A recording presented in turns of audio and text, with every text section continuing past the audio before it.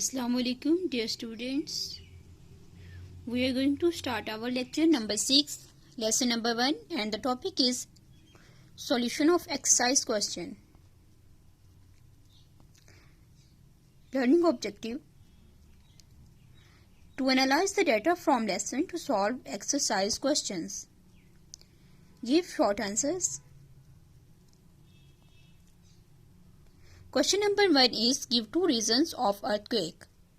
So the answer is number 1, movement of plates, and second, volcanism. Question number 2, write down the name of internal parts of earth. The answer is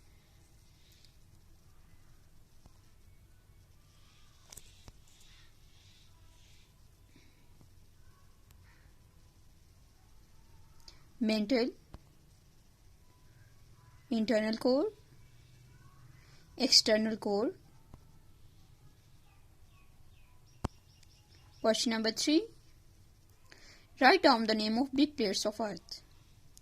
Answer is number 1, Pacific plate, number 2, North American plate, number 3, South American plate, 4, Eurasian plate, number 5, African plate, number 6, Australian plate, and the last one is Antarctica plate. Question number 4, what is volcanism?